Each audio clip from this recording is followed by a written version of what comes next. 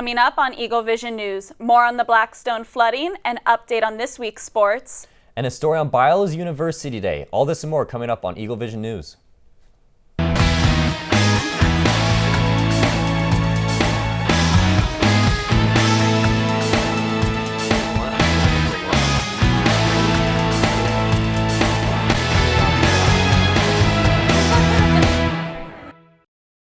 Good evening, and welcome to the 5th episode of Eaglevision News. I'm Jeff Woolson. And I'm Marlena Lang. Marlena, we're a month away from winter break. That's crazy, isn't it? I know. I'm very excited as the semester comes to an end. Can't wait to see my family, especially my dog. Likewise. Let's get into our top news stories tonight. New Los Angeles County vaccine mandates went into effect Monday, November 8th. LA County will now be requiring individuals 12 and older to show proof of vaccination when entering restaurants, movie theaters, concert venues, museums, shopping centers, salons, and other indoor areas. The new mandate was passed by the LA City Council following an ordinance signed by Mayor Eric Garcetti. Exemptions will be made for those who self-attest to having medical or religious reasons for not receiving the vaccine, but must provide a negative COVID test taken within 72 hours of entering the indoor area. Businesses have until November 29th to make necessary accommodations for the new mandate without facing penalties. Last Tuesday, the Atlanta Braves won their first World Series title since 1995. The Atlanta Braves climbed the mountain and beat the Houston Astros, winning their first World Series in 26 years. The series went back and forth, but the Braves bested the Astros in 6 games out of 7, crushing Houston 7-0. The Braves made it to the World Series by taking down the Brewers in the NLDS and the Dodgers in the NLCS. They completed their regular season by only winning 88 games. The Braves look to defend their title when the MLB returns next year on March 31st.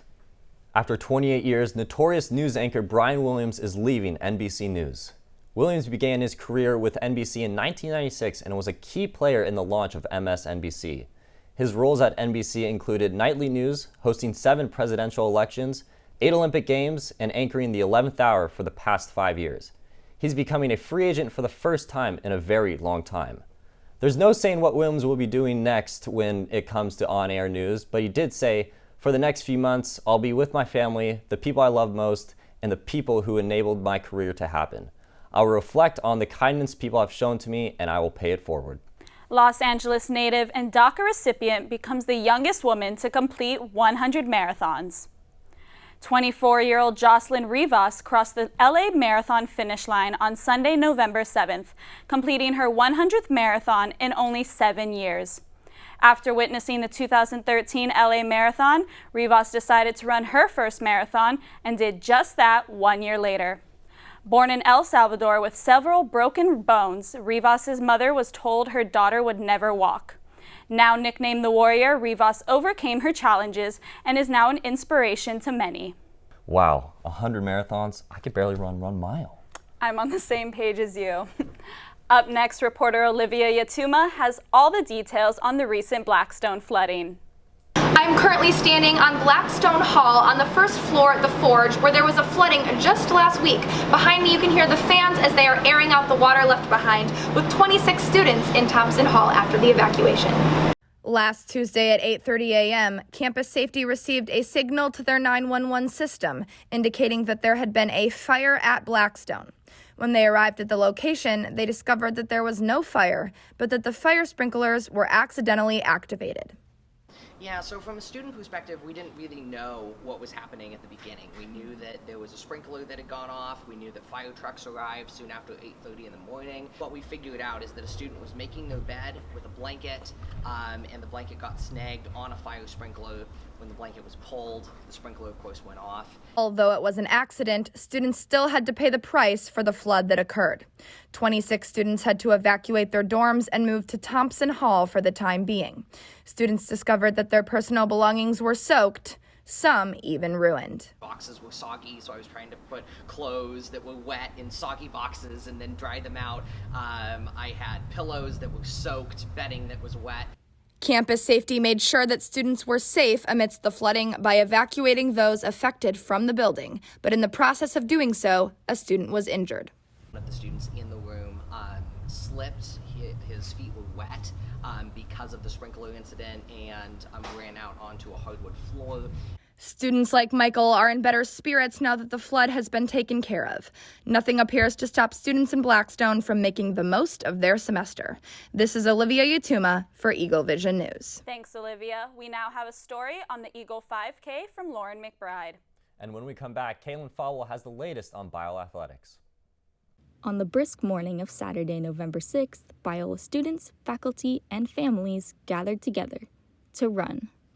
The Office of Campus Engagement hosted a 5K run open for anyone in the Biola community to join. As an incentive to join, the first 100 students to sign up beforehand were promised free t-shirts to commemorate the event.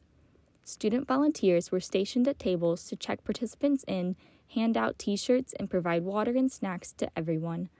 The event started at 9 a.m. and lasted over 2 hours. Volunteers sent students out in waves rather than having them start all at once to promote social distancing.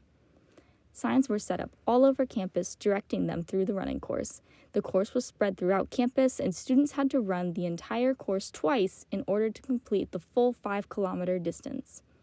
According to student volunteers, the Office of Campus Engagement had put on this event in past years to encourage community building as well as exercise. This year's event was held in hopes of reviving the tradition and turning it back into an annual occurrence. It seems like this was truly the perfect morning for students to get out, enjoy some of the brisk fall weather, and get some exercise. And hopefully some more events like this will come soon. I'm Lauren McBride with Eaglevision News. Thanks, Lauren. We are now joined by Caitlin Fowle, who has all the updates of Eagle Athletics. Now, I've heard the Eags are hot. Is that right, Caitlin? Yes, they are. Let's go. Women's soccer finished 2-0 this weekend with victories over Holy Names and Dominican. The Eagles shut down the Hawks in a 1-0 victory Thursday night, the lone goal coming from freshman Jasmine Montalvo. In Saturday's match against the Penguins, the Eagles battled into overtime, but a golden goal from Jess Hayes ended the extra time in less than a minute. Men's soccer went 1-1 this weekend against Holy Names and Dominican. The Eagles fell to the Hawks by a final score of 2-0, but quickly bounced back on Saturday. The Eagles outshot the Penguins 18-16 in Saturday's match and came away with a 2-1 victory. Heading into this week, Biola is looking for a conference crown as they face off against Azusa Pacific on November 13th. Men's and women's cross country went up to Oregon for the NCAA Division II West Regionals. The men's cross country team made its second straight appearance in regionals, finishing 7th. The women's team placed 5th in the regionals, with Biola's top 5 finishers all finishing within 50 seconds of one another. And finally, Biola's swim team came up with big wins at the Redland Double Duels. The men beat the Bulldogs 157-117 and came away with a 227-27 victory over the Leopards. The women defeated Redlands 163-130 and handed Laverne the loss with a final tally of 232-38. What a week for Biola Athletics. I'm Caitlin Fowle, and this has been your sports update. Thank you, Caitlin. I understand basketball's coming up too. Yeah, they're getting started pretty soon. I'm excited. Can't wait for that. It'll be a fun season for sure. Staying on campus, Ian Godleski has a story for us about Biola's recent University Day, the first one in over a year. Then Hannah Richardson helping us with current events with what's trending. This year's University Day, hosted by Office of Admissions and Torrey Honors College, took place last weekend on November 7th through 8th. This 2-day event allows prospective high school students and transfer students, along with their parents, to come to Biola and experience the campus life. Biola has a lot of great things to offer prospective students, and it's exciting to see them see those experiences for the first time or see those opportunities at hand for the first time. 1, 2! Students spent time meeting current students and faculty, worshiping in chapel, and touring the campus. Students can come here and grab a drink and some food with other prospective students as University Day carries on after kickoff. In previous years, Biola students were able to host many prospective students overnight. However, COVID-19 has put that on pause, at least for this year. This has been Ian Godleski reporting for Eaglevision News. Thanks, Ian. It was so encouraging to see all the prospective students on campus this week. Hannah is now at the desk to give us what's trending. Hannah, it's an absolute pleasure having you up here. Thank you. Coming up next, Travis Scott concert turns deadly and Ariana Grande dips her toe back into the acting scene. 8 killed and over 100 injured due to the crowd surge at the Travis Scott concert Friday night. The victims' ages were ranging from 14 to 27 years old. They were killed due to the crowd crushing them. A criminal investigation has started to find out as to why the search started. Scott is now facing multiple criminal lawsuits after the fatal show. The rapper took to his Instagram story the night of the concert, stating, quote, "I'm honestly just devastated. I could never imagine this happening," unquote. The multi-platinum artist is covering all of the funeral costs for each of the victims. On a lighter note, Ariana Grande and Cynthia Erivo are the new stars of Wicked. It is no secret that these ladies are talented with extremely impressive musical and acting backgrounds.